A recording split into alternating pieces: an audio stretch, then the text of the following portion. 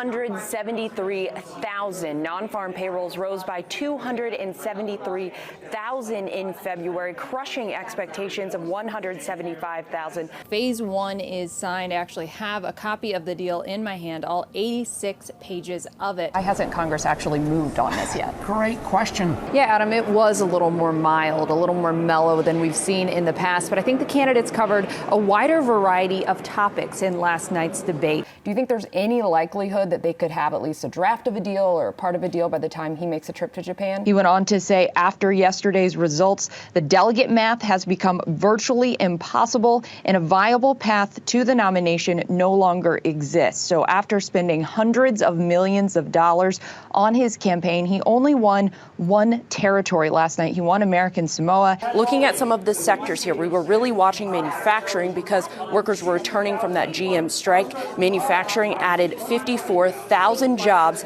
The president, what was interesting is just hours before this meeting, he had blasted Twitter on Twitter, accusing the company of playing political games. Well, I want to start with some of the latest news in this race. That was last night. Former Mayor Pete Buttigieg suspended his campaign.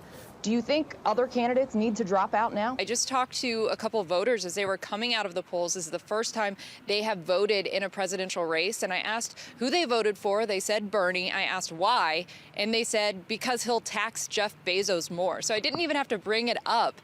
They said that they wanted the most wealthy people to pay more. And I did ask why they chose Bernie over Warren, because Warren has also made it a point to say that she is going to tax the wealthy more. And they said they just don't see her winning, and they think it's going to be Biden or Bernie, so they had to go with Senator Sanders.